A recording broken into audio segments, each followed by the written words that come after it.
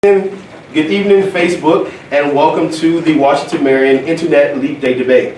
Today it is our idea for the Washington Marion Speech and Debate team to have a conversation that will possibly lead our team, our school, and our community into a deeper and greater future. Today's debate will feature 4 members of the Washington Marion Speech and Debate team discussing a topic that will hopefully breed positive results.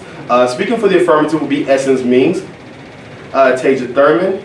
And on the opposition side will be Darrius Simon and Tre'von Caesar. The topic for discussion is resolve. We should get in formation. Hope you enjoy.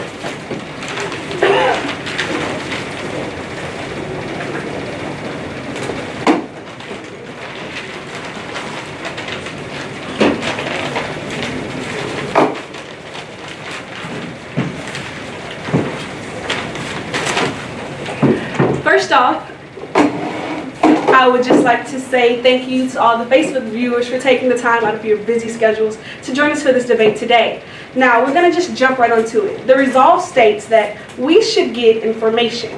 Now, as the affirmative, we do have the right to define the resolve.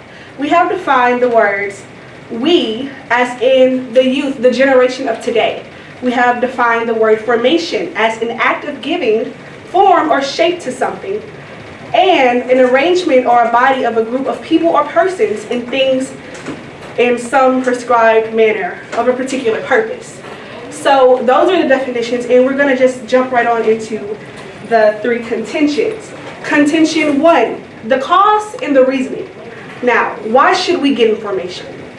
Cause, to make a difference and to have a better future, to have a say-so in things that happen. Contention 2, plan of action. Now, in policy debate, which is the one that we are having today, you should always have a plan. How are we going to make this happen? What are the actions that are going to take place? Creating a council and creating peer mediation. These are the plans to have this formation take place. In our 3rd and final contention, the purpose and the effects, to prove that this formation will affect what is going to happen in America today. Now, we all know that people, the children, the youth, are the future. We have the future in our hands. Now, through these 3 contentions, you see that leaping is indeed beneficial and the best thing to do. Thank you. May we ask for 30-second prep?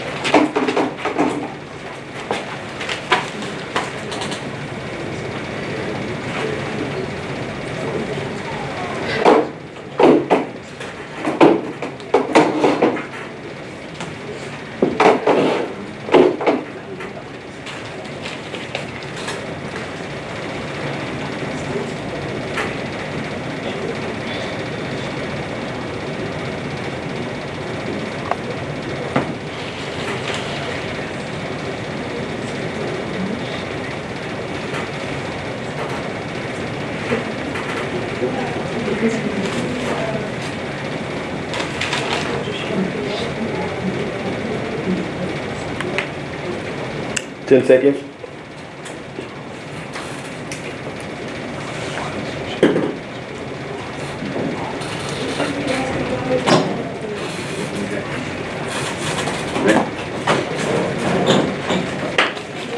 Another blanket of thank yous around the room to the viewers, the Facebook viewers. Thank you for watching, the peanut gallery for being around, and also to the affirmative for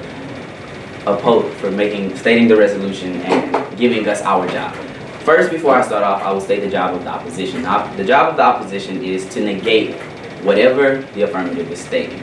The affirmative defined we should get information as we in the youth, and get information as to get in some sort of shape or group of people.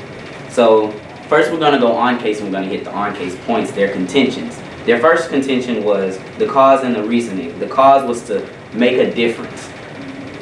The affirmative wants to make a difference for the youth, but what is this difference that they're trying to make? We want to leap, make it better, but the affirmative didn't give us a how. Their plan was to create a council to get teams together, but how will we do that? How can the youth get together in order to form a council for us to make a leap into a formation to make things better? And also, their third point was basically how they were going to prove to do this, but the affirmative did not do that. As the negative, we will give you some sort of plan and shape of how we can do this. You can go into the schools, get peers together, different schools like Washington, Marion, LaGrange, Barb, Sam Houston, Sulphur, all together and create a peer council between the high schools, so that way students from different schools can get together and learn about different things, so that can bridge us together. That way we can get into a formation to make things better in Southwest Louisiana. And then that can also be used in places outside of Southwest Louisiana, places like Baton Rouge, Lafayette, even outside of Louisiana, different states. Teens coming together, creating groups to make for a change, that's how we can lead. The negative has given you a how, and the negative has given you a plan. So this is why I believe you should vote against that.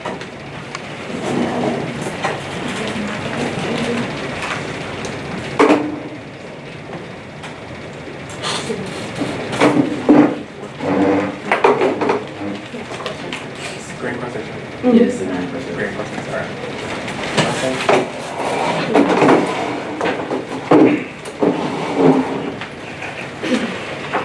Okay.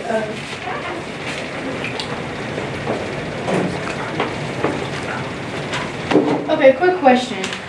Even though when my partner to the AF told you about how we was going to put this formation together by putting different things such as the Youth Advisory Council or peer mediation, which is a reason and how we can get this together and incorporate everything together by putting all these students, like you said, like we've already stated, by putting all these students together from LaGrange, from Washington, Marion, from all these different schools and put them together as students to help and work with other students. We've already stated this, so how exactly would you identify a difference between what we said and what you said? You just used the words that came out of my mouth and put them in yours. I said about Washington, LaGrange, Barb, Sulphur, Sam Houston, those were the negative words. Those were not the words that y'all used. Y'all gave the people, the audience, a tiny speck of information that they did not have, which they needed to understand. And as the affirmative, you should not have information. Wouldn't you believe that there are already advisory councils in act right now?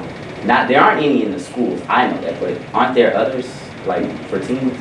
They do have others, but what we're trying to do is establish them in schools, which is the most vital part of how we can get the youth together. Because if we have them in these random places, we have to keep things at home, which is school.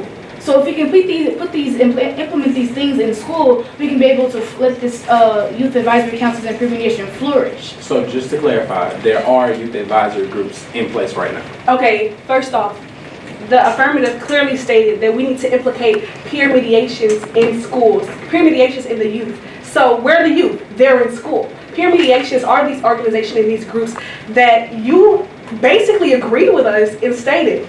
So I'm not sure what your question really is. You didn't answer my question. My question was, are there peer mediation groups in place now? There are. Thank you. No more questions from you, Nate. Do you have any questions for us? Yes. Okay, so for the reason, we did give reason on exactly how the youth will come together. Now, the neg is supposed to negate on case why we shouldn't get information, but instead you explained how we should get information in ways that we should get information, which is the AF job, not the neg's job. So can you please explain to me what the neg is supposed to do and how we should not get information, not how we should? From the start of this debate, the affirmative did not do their job. So as the neg, we did your job for you. We want the people to understand how we can leap, ascend, do better for teens as you, the affirmative, have defined. We want the teens to do better. You didn't do your job, so I did it for you. That way, we can leap. We want to leap. Regardless, I'm not going to tear you down so we can't leap. You want to leap, so we're going to give the reasons why we should leap if you won't do it. So I am doing my job. So when I stated that peer mediation, how is that not doing my job? That is the main cause of this debate, to explain the leap. That would be the greatest leap that we could take. That was the first thing that I stated. That wasn't my first contention. I can answer that for you. Whenever you're dealing with for a resolution like we should get information, should is something that says that you have to have a plan. And like my partner stated, you did not have a plan. All you did was say, oh, peer mediation, that'll help. Creating a council. That was in the second condition as well. That was clearly stated. That's a plan. Thank you. Time.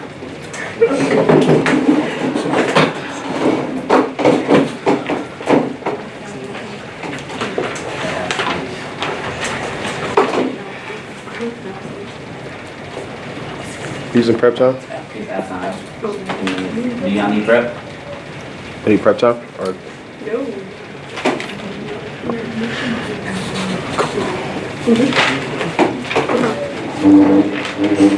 Okay, to better elaborate on this AF case, I, as AF, will explain to you and reiterate what I was saying and what we were saying in our contentions. Contention 1, cause and reason to make a difference to build a better future.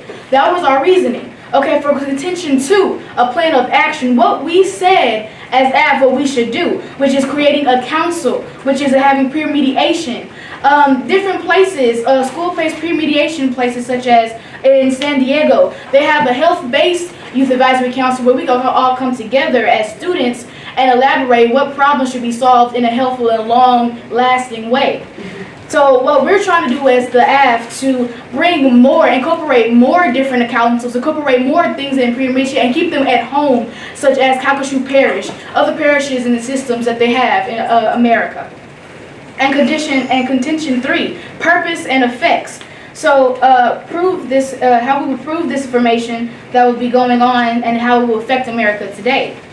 By doing these different things and getting information by implementing these councils, it will better our generation. It will improve what we need to do as students, and it will help us effectively in other places, such as being able to work better in college, to establish ourselves, to be able to speak our minds instead of just studying in class and doing what we're supposed to do. We just want to speak our minds. That's all we as the AF want the students and the young generation to do. Thank you.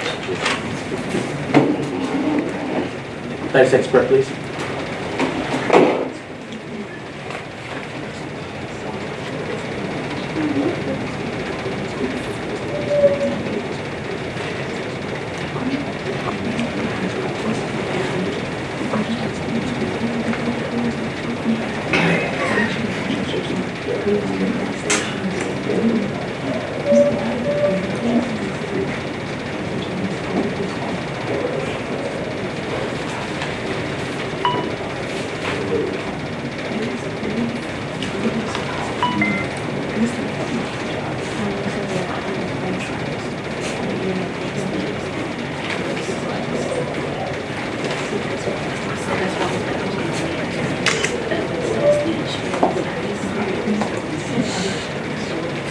Great.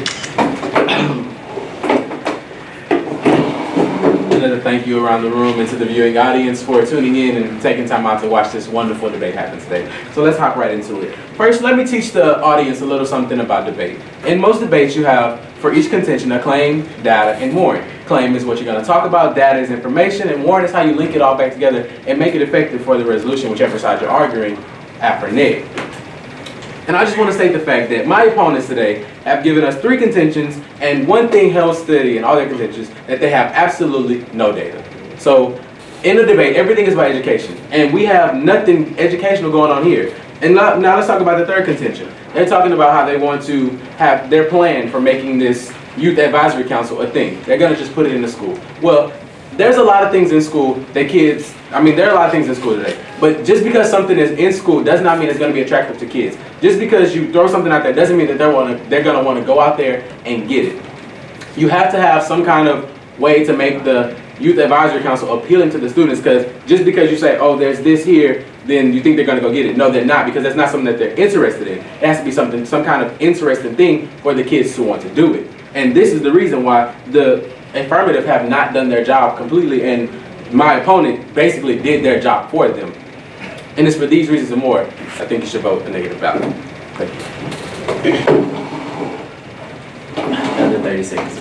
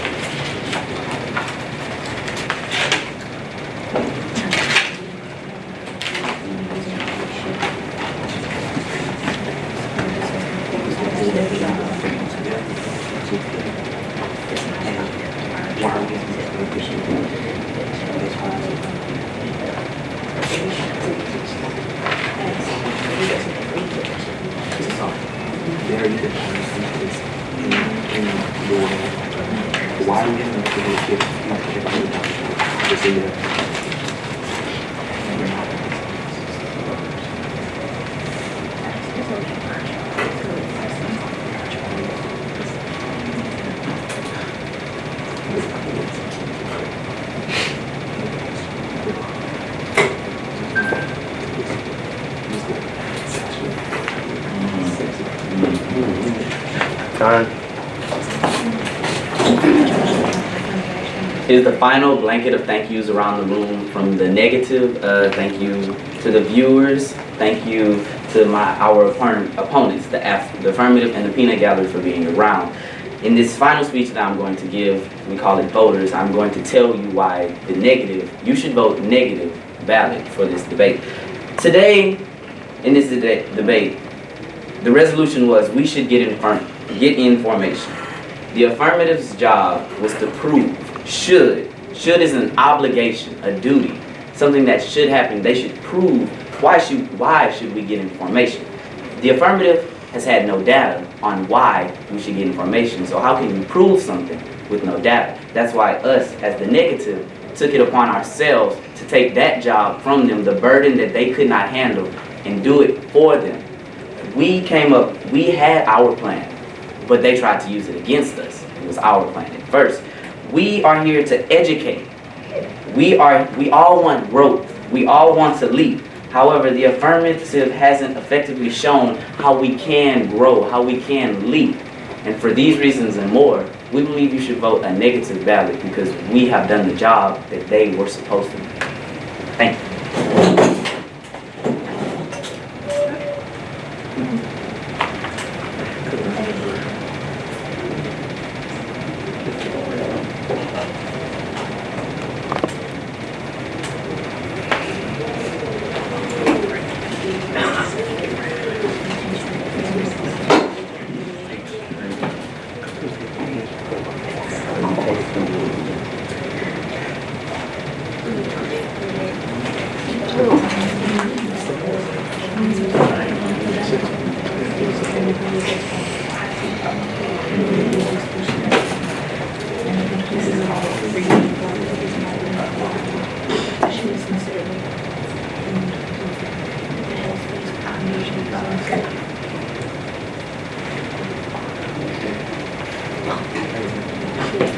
10 seconds.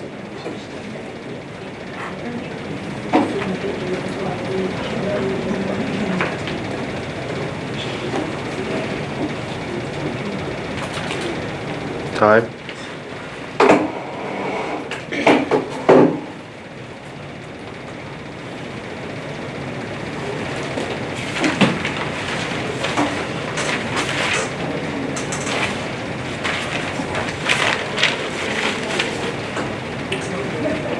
All right, the debate is finally coming to an end.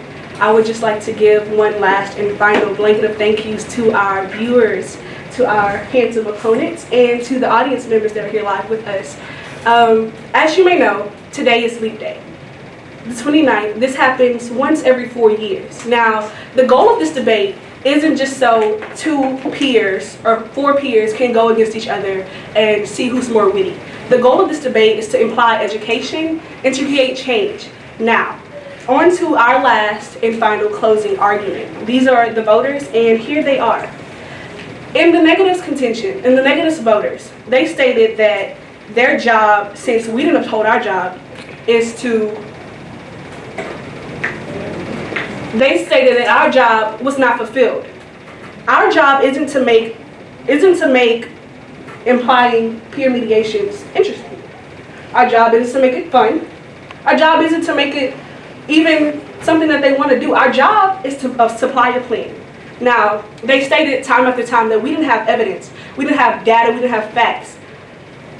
My partner here stated clearly in her last argument about the health-based peer mediation, the council, that is considered evidence. So how dare they come up here and state that we didn't have evidence to back up our argument? They basically agreed with us. The job of the negative is to negate, simply to oppose what the affirmative have stated, instead of coming up here and agreeing with us. So, as a closing argument, as closing voters, In the negatives world, our word is correct. In our world, our plan worked. So, at the end of the day, if you vote a negative ballot, if you vote an affirmative ballot, you voted for us anyway. Thank you. I'm sorry.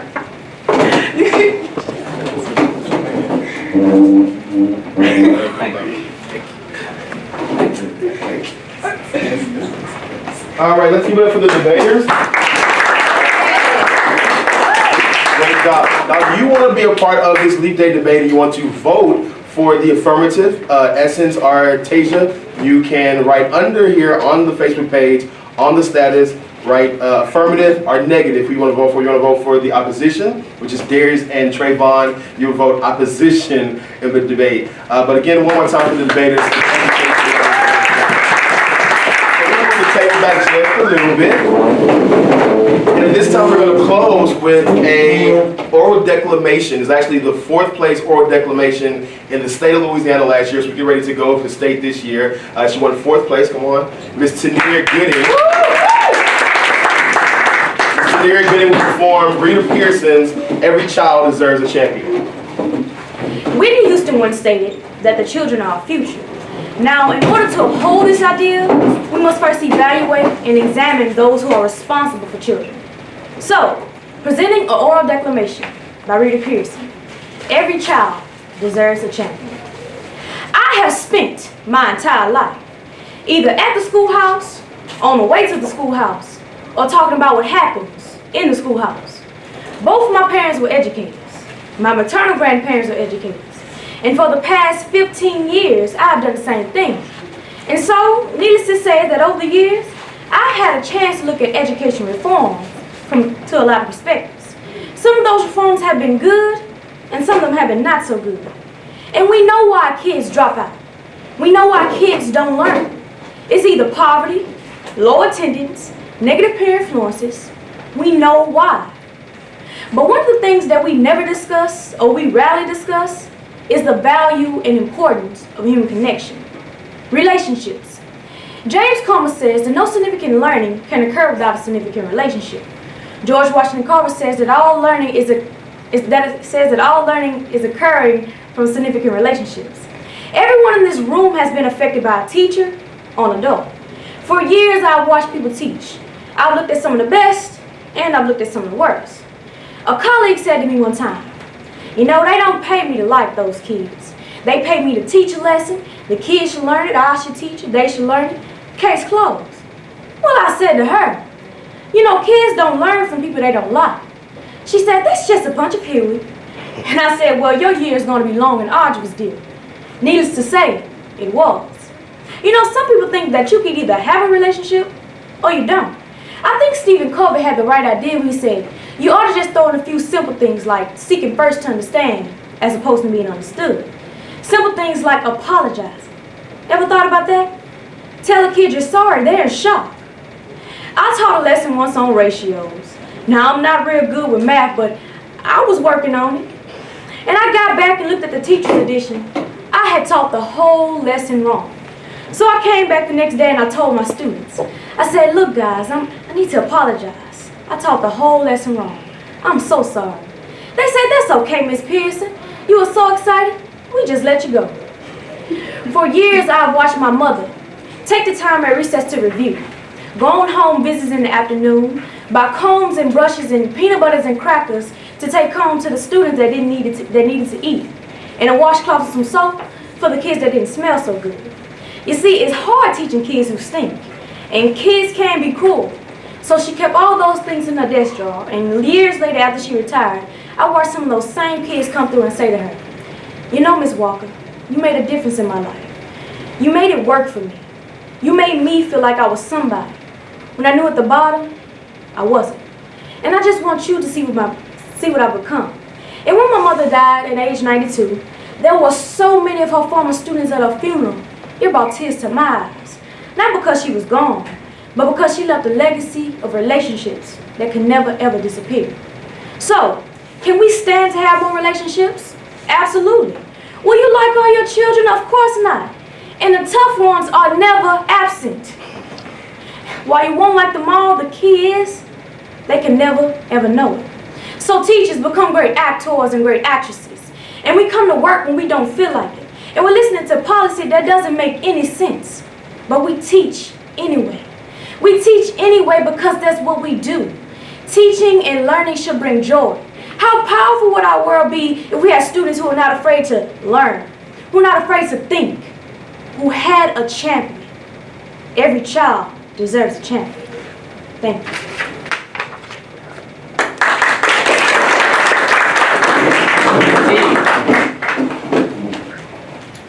I ask myself, why me? But if not me, then who? If not now, then when? As a team, together we stand, divided we fall. I do it because I am a leader. I don't follow. I'm in the front, you never see me in the back. I don't get tired. We don't get tired. Life is not a game. Only the fittest and most aggressive will survive.